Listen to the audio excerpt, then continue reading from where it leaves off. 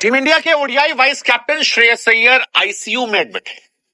श्रेयस अय्यर वो खिलाड़ी जिस पर भारत निर्भर हो सकता है, वो इकलौता खिलाड़ी जिसने वर्ल्ड कप की हिस्ट्री में ओडीआई फॉर्मेट में इंडिया के लिए 3 नंबर के बाद 500 प्लस रन बनाए, वो खिलाड़ी जिसने पंजाब को फाइनल में पहुंचाया, केकेआर को चैंपियन बनाया, मुंबई को डोमेस्टिक में चैंपियन बनाया, वो खिलाड़ी जिस पर इंडिया भरोसा करता है, फिलहाल दुआ मांग रहा है।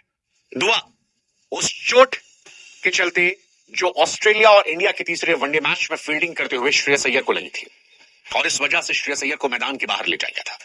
जो खबर आ रही है वो बहुत अच्छी नहीं है। कहा जा रहा है कि उनकी पसलियों में चोट आई थी, लेकिन अब श्रेयस अय्यर की हालत काफी ज्यादा खराब हुई है। ये कहा जा रहा है कि ऑस्ट्रेलिया के एक अस्पताल में श्रेयस अय्यर को आईसीयू में एडमिट किया गया है। उनके मॉम डैड को भी ऑस्ट्रेलिया लाए जाने की तैयारियां चल रही हैं और ये टीम इंडिया के लिए बुरी खबर है, क्योंकि बहुत दिन दूर नहीं है जब साउथ अफ्रीका के खिलाफ नवंबर में वनडे सीरीज शुरू होने वाली है। ऐसे में क्या श्रेयस अय्यर वनडे सीरीज का हिस्सा होंगे? और अगर अय्यर उसका हिस्सा नहीं होंगे तो क्या इंडिया के पास 4 नंबर के रिप्लेसमेंट के लिए कोई ऐसा खिलाड़ी है जो अय्यर के कद को मैच कर सकता है? पहली नजर में नहीं।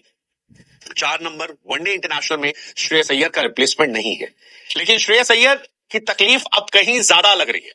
श्रेयस अय्यर को शुरुआत में सलाह की हल्की फुल्की चोट है, लेकिन अब जो सिडनी के अस्पताल से खबर आ रही है वो ये कि वो आईसीयू में, और आईसीयू में जाना ही अपने आप में एक गंभीरता का परिचय देता है। ऑस्ट्रेलिया के खिलाफ आपको याद होगा 3rd वनडे मैच था और वहीं पर फील्डिंग करते वक्त उनको पसलियों में चोट लगी थी और अब कहा जा रहा है जो पसली में चोट लगी है उसके चलते इंटरनल ब्लीडिंग हो रही है। दरअसल श्रेयस अय्यर आपको याद होगा एक बहुत कमाल कैच पकड़ा था, बैकवर्ड पॉइंट से पीछे की तरफ दौड़ते हुए आए थे और एलेक्स कैरी का एक शानदार कैच गिरते हुए पकड़ा था। लेकिन जब उस कैच को वो पकड़ रहे थे और गिरे थे तो उस दौरान उनकी पसली में चोट लग गई थी। वो ड्रेसिंग रूम लौट गए थे, बैटिंग करने का मौका नहीं मिला क्योंकि बैटिंग विकेट गिरे 3 नंबर पर विराट कोहली आए और विराट और रोहित ने वो मैच फिनिश कर दिया था। रोहित शर्मा ने शतक लगाया था, विराट ने शतक लगाया था और इंडिया मैच जीत गई थी।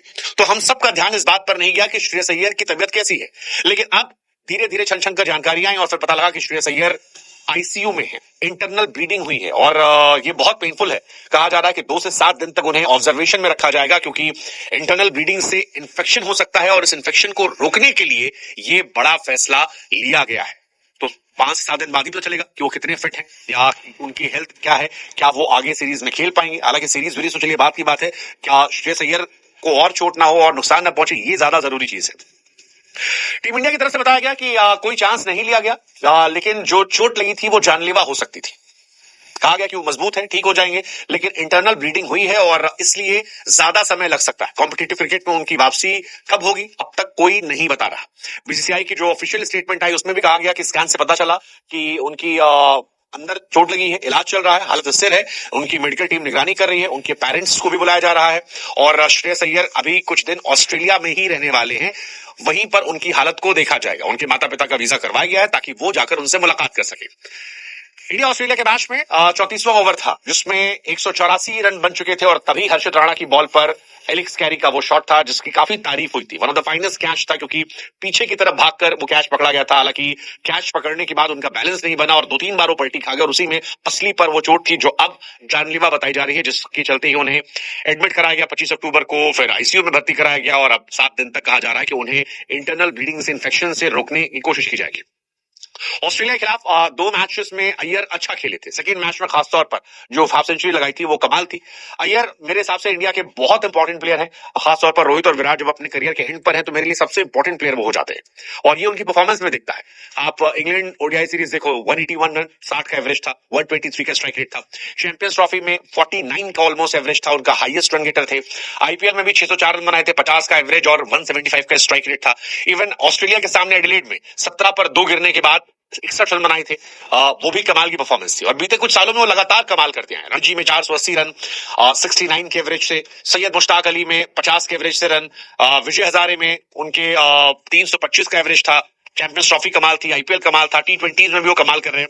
हालांकि थोड़े अनफॉर्चुनेट रहे कि डोमेस्टिक पे इतना अच्छा करने के बाद भी उन्हें टी20 टीम में या टेस्ट टीम में जगह नहीं दी। ये जो थोड़ा मेरे लिए शॉकिंग था, पेनफुल था, क्योंकि वो वेल डिजर्विंग कैंडिडेट थे। बट वेल डिजर्विंग, चलो ठीक है, आगे मौके मिल जाएंगे, वो अपनी परफॉर्मेंस से हक वापस पा लेंगे। But right now let's just pray कि वो जल्दी फिट हो ताकि इंडिया को वो और ज्यादा बेहतर सर्व करें एंड लेट्स जस्ट होप कि इन्फेक्शन ना हो, क्योंकि इन्फेक्शन का डर डरावना हो सकता है और इसी डर से बचाने के लिए अय्यर को फिलहाल एडमिट कराया गया। सो लेट्स जस्ट होप कि जल्दी रिकवरी हो और हम उन्हें एक बार फिर सरपंच साहब को खेलते हुए छाते हुए देख सके।